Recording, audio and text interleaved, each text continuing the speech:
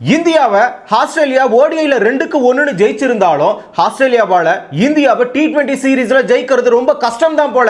ஆட்டத்தினுடைய தொடக்கத்தில் இருந்து 10வது ஓவரினுடைய 4வது பந்து வரைக்கும் இந்தியாவினுடைய அனைத்து பேட்ஸ்மேன்களுமே அதிரடியா ரன் பேட்டையில இறங்கி இருக்கிறாங்க. அதிரடியாக ஆடி தீயில எரிக்கிற மாதிரி ஆஸ்திரேலியாவை எரிக்கலான்னு பார்த்தா மழை இடையில பெஞ்சு அவங்களை அணைக்கிற மாதிரி சமாதானப்படுத்திட்டு போயிடுச்சு. முதல் T20 போட்டி ஆஸ்திரேலியாவினுடைய கான்பெராவில தான் நடக்குது. டாஸை வின் பண்ணது ஆஸ்திரேலியாவினுடைய கேப்டன் மிச்சல் மார்ஷ். இவர் டாஸை வின் பண்ண உடனே போலிங்கை சூஸ் பண்ணிருக்கிறார். போலிங்கை சூஸ் பண்ணதுக்கான காரணத்தையும் சொல்லியிருக்கிறார். இந்த இடத்துல ஆடுகளம் நன்றாகவே இருக்கிறது. இந்த ஆடுகளம் எப்பொழுதுமே எங்களுக்கு கை கொடுத்திருக்கிறது. ஆகையினால நாங்க செகண்ட் பேட்டிங் எடுத்தாலும் இந்த இடத்துல சேஸ் பண்ண முடியுன்ற ஒரு நம்பிக்கையில தான் நாங்க எடுத்திருக்கணும்னு சொல்லியிருக்கிறார். ஆனால் சூரியகுமார் யாதவ் ஆடுகளம் தொய்வா இருக்குன்னு நான் கேள்விப்பட்டேன். எங்களுக்கு நாங்க டாஸ் விழுந்தா கண்டிப்பா பேட்டிங் தான் எடுத்திருப்போம். ஆனா எங்களுக்கு தானா அமைஞ்சிருச்சு. 11 எடுக்கிறதுல தான் இங்க தலைவலியே இருந்துச்சு எனக்கும் கம்பீருக்கும். ஆனா இந்த இடத்துல ஜிதேஷ் சர்மா, வாஷிங்டன் சுந்தர், நிதிஷ்குமார் ரெட்டி இவங்க எல்லாரையுமே வெளியே உட்கார வச்சிருக்கிறோம். உள்ள 2 fast bowler Harshit Rana, Bumrah, 3 spinner Varun Chakravarthy, Kuldeep Yadav, Axar Patel, ஒரு ஆல்ரவுண்டர் அதாவது சிவம் துபே இவங்களை மட்டும் தான் எடுத்து வச்சிருக்கோம். இந்தியா 2024 வேர்ல்ட் கப் T20ல செமிஃபைனல்ல ஆஸ்திரேலியாவை வீழ்த்தி இருக்கிறது. அதன் பிறகு 18 போட்டிகள் நடந்திருக்கிறது. அந்த 18 போட்டிகள்ல 2 போட்டிகள் மட்டும் தான் இந்தியா வென்றிருக்கிறது. 16 போட்டிகள் ஆஸ்திரேலியா வென்றிருக்கிறது. இதற்கு பழிவாங்கும் விதமாக இந்த போட்டியில கண்டிப்பா ஜெயிப்பாங்கன்னு தான் நினைச்சோம். ஆனா மழை உள்ள வந்து எல்லாத்தையும் நாசம் பண்ணிடுச்சு. ஓபனிங் பேரா இந்தியாவின் தரப்பிலிருந்து சுப்மன் கில்லும் அபிஷேக் சர்மாவும் வந்தாங்க. அதே மாதிரி ஆஸ்திரேலியாவின் தரப்பிலிருந்து முதல் ஓவரை வீச, பந்து வீச யார் வந்தது? ஹேசல்வுட் வந்தாரு. ஹேசல்வுடன் சொன்ன உடனே எல்லாருக்கும் பயம் இருக்கும். ஏன்னா ஓடிஐல இந்தியாவினுடைய டாப் ஆர்டர் பேட்ஸ்மேன்கள் அத்தனை பேருமே பயமுறுத்தி இருக்கிறாரு. பயந்து தான் எல்லாருமே விளையாடினாங்க. ஆனா அதே மாதிரி இந்த இடத்துல டாப் ஆர்டர் பேட்ஸ்மேன் பயந்து விளையாடுவாங்களானா கண்டிப்பா கிடையாது. இது T20 ஃபார்மட். அது ஹேசல்வுடுக்கும் தெரியும். அதுவும் இல்லாம எதிரில் இருக்கிறது அபிஷேக் சர்மா. யார் பயப்படணும்? போலிங் போடுறவர் தான் பயப்படணும். முதல் பந்திலே இவன் 6 அடிப்பானோன்னு ஒரு எண்ணம் இருந்திருக்கும். ஆனா அந்த இடத்துல 6 எல்லாம் அடிக்கல.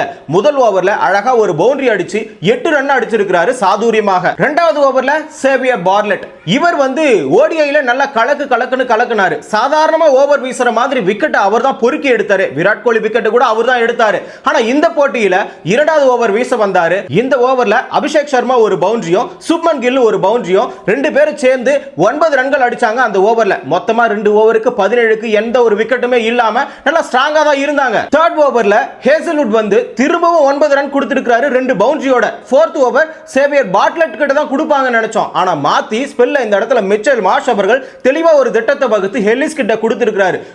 கொடுத்தாரு. நல்லா தான் ரன் அடிச்சாங்க இந்திய ஆட்களும் சரி. ஏன்னா 2 4 அடிச்சிருக்காங்க. 2 4 அடிச்சு நல்ல ஸ்ட்ராங்கான ஒரு இடத்துல தான் இருக்காங்க. அப்படி இருக்கும் பொழுது அடுத்த ஒரு சிங்கிள் அடிச்சிட்டு ஸ்ட்ரைக்க வந்துட்டு அபிஷேக் சர்மா கிட்ட கொடுக்குறாரு. அபிஷேக் சர்மா கொஞ்சம் கூட யோசிக்காம இந்த பாலையே நம்ம 4 அடிக்கணும். ஏன்னா பவர் பிளே இல்ல. அப்படி இருக்கும்போது நம்ம அடிச்சா மட்டும் தான் ரன்களை ஏத்த முடியுன்றதுக்காக அந்த இடத்துல கவர்ல கேட்ச் கொடுத்துட்டு அவர் வெளியே போயிட்டாரு. 35 ரன்னுக்கு ஒரு விக்கெட்டை இழந்திருக்கிறது இந்திய அணி.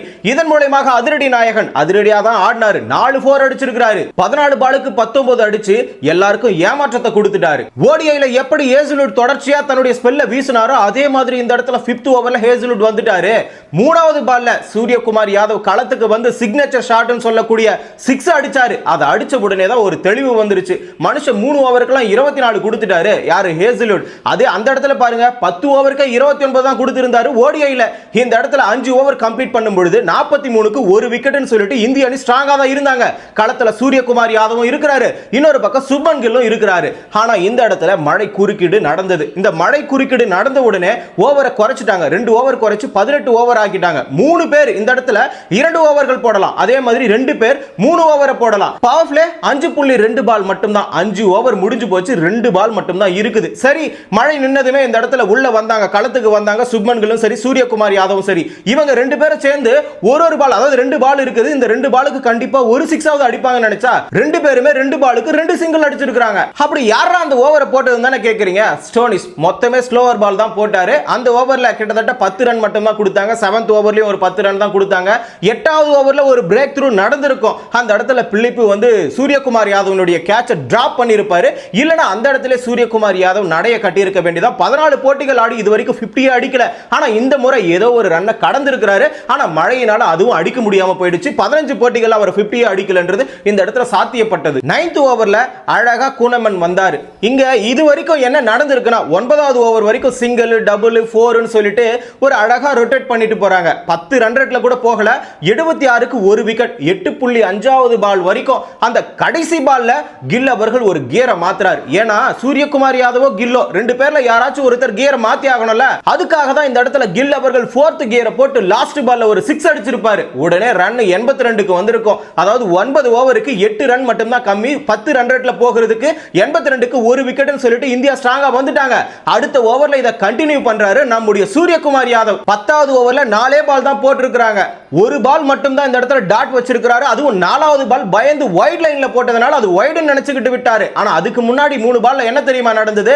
2 4 அடிச்சிட்டு ஒரு 6 அடிச்சிருப்பாரு. கண்ணா பின்னால 3 பக்கமா அடிச்சிருப்பாரு எல்லிஸ் ஓவர்ல. அப்படி இருந்த இடையில பயந்துகிட்டு வைட போட்டிருப்பாரு. அதே மாதிரி வைடு நினைச்சுக்கிட்டு தான் 4வது பாலை விட்டுருப்பாரு. அதோட மழை பிச்சுக்கிட்டு வந்திருக்கும். அதோட மேட்ச் டிராப் ஆகி இருக்கும். அதனால 97க்கு ஒரு விக்கெட்னு சொல்லிட்டு 10 ரன் ரேட்ல அழகா இருந்தாங்க இந்திய அணி. எப்படியும் இந்த இடத்துல தொடர்ச்சியா இருந்திருந்தா ஒரு 200 230 அடிச்சிருக்கும் இந்திய அணி. அதையும் பீட் பண்ற அளவுக்கு ஆஸ்திரேலியா கிட்ட பேட்டிங் இருக்குறாங்க, இல்லன்னா சொல்ல முடியாது. ஆனா நம்ம பக்கம் சுழல் பீச்ல 3 பேர் இருக்காங்க. குல்தீப் யாதவ், வருண் சக்கரவர்த்தி, அதுவும் இல்லாம அக்சார் பட்டேல், பும்ரா வேற இருக்கிறாரு. 4 பேருமே ஸ்ட்ராங்கா இருக்கிறதுனால கண்டிப்பா இந்த இடத்துல கட்டுப்படுத்தி இருப்பாங்கன்னு தான் தோணும். ஆனா நாம என்னதான் பேசினாலும் இது நடந்தா தானே என்ன நடந்திருக்கும் தெரிஞ்சிருக்கும். நாம இது யோகத்துல தான் சொல்றோம். இருந்தாலும் இந்த இடத்துல நம்ம பெருமைப்பட வேண்டியது எதுக்காகனா சூரியகுமார் யாதவ் என்னைக்குமே ஃபார்ம்ல இல்லாம 24 பாலுக்கு 39 ரன் அடிச்சிருக்காரு. கூடவே 3 4 2 6 அடிச்சிருக்காரு. களத்துல இன்னொரு நபர் கூட இருக்கிறாரு, வைஸ் கேப்டன். அவர் கேப்டன், இவர் வைஸ் கேப்டன். கிட்டத்தட்ட 20 பாலுக்கு 37 ரன் அடிச்சு 4 4 ஒரு 6 அடிச்சு அவரும் ஸ்ட்ராங்கா இருக்கிறாரு. ரெண்டு பேரும் களத்துல தொடர்ச்சியா இன்னும் 9 ஓவர்கள் விளையாடினா ரன் எங்கேயோ கொண்டு போயிருக்கலாம். கையில வேற 9 விக்கெட் இருக்கிறது. ஒருவேளை இந்த மேட்ச் முழுசா நடந்திருந்தா இந்தியா ஆஸ்திரேலியாவை வீழ்த்தி இருப்பாங்களா? கூடவே சுப்மன் கில்லோ, சூரியகுமார் யாதவோ யாராச்சும் ஒருத்தர் 100 இல்ல 50 அடிச்சிருப்பாங்களான்னு சொல்லிட்டு நீங்க கமெண்ட்ல சொல்லுங்க.